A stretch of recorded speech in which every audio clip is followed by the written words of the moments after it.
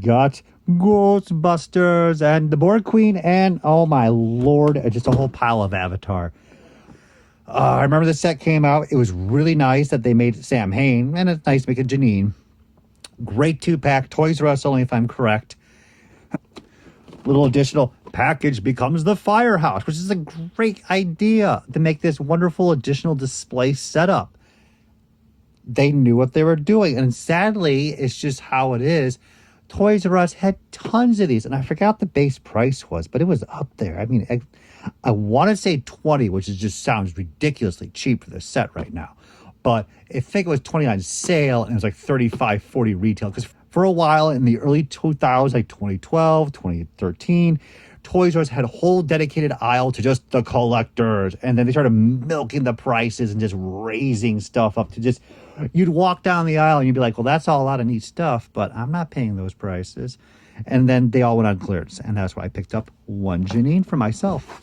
So this is a keeper. It's a fun set. I may let it go later on because I don't have any of the other characters of this scale.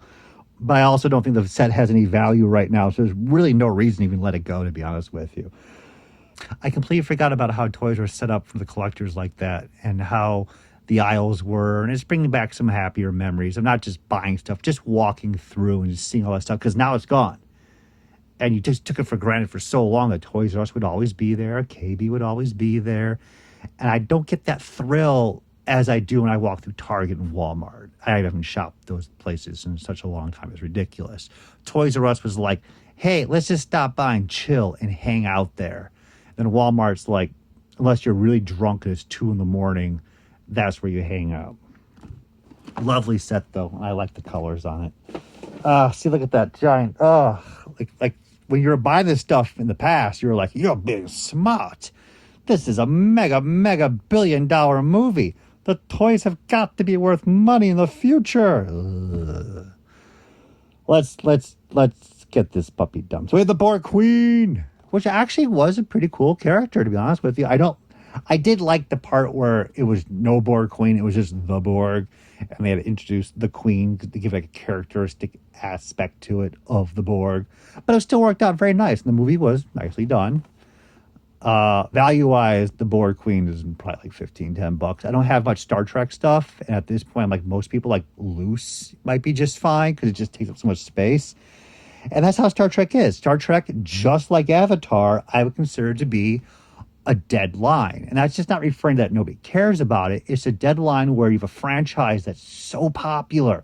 Star Trek, Avatar. I mean, again, Avatar made $1 billion. Star Trek has been around since the 60s. And these toys, let's look at Star Trek, most of the Playmates toys are $5 each packaged. That's it. And there are people who love them. They're well designed. They're great. But that's it. There's a couple key figures worth a little bit more here and there. No matter how much stuff they pump out, there's just not much of a fever to collect and value them, which is fine if you want to look at it that way versus like a dealer perspective. That's okay. I'm just bringing it up the mentions of this is how it is.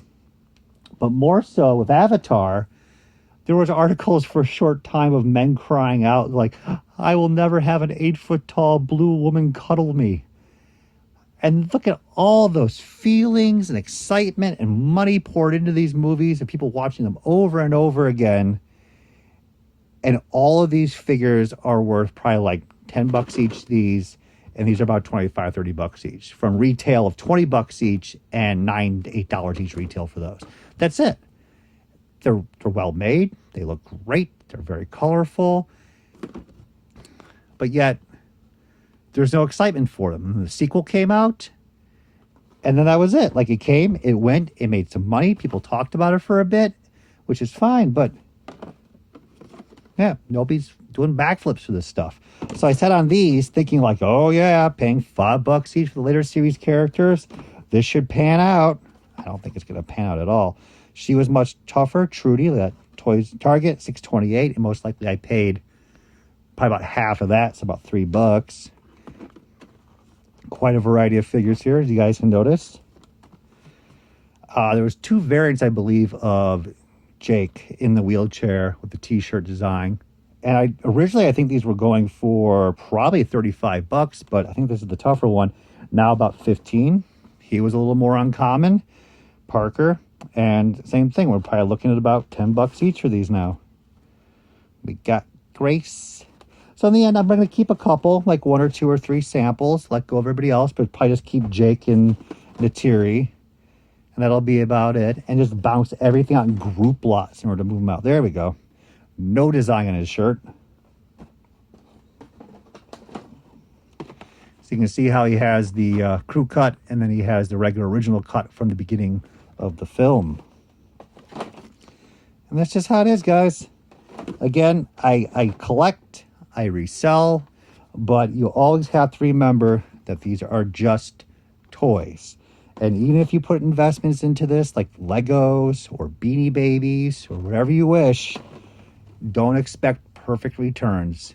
Sometimes this stuff, no matter how good it looks, will have no value.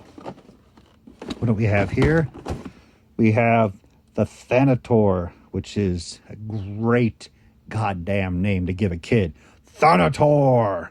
Like Thanos, I get it. It rolls off the tongue. Everyone knows who he is. But Thanator, anything with a T-or at the end, hell yeah, that kid's going to kick some ass in school. We have the Banshee, the basic creature, versus the big red one, the Terry, can't remember his name. And I have another Dire Horse set. All dead stock, sealed, about $20-25 each, and that's fine. I'm gonna let them all go except for the couple of figures that I mentioned. And again, wonderful line, but they're taking up space right now. And am I personally that passionate over Avatar? No, I haven't seen the sequel. So let's bump these puppies out, and let's move on to one more tub.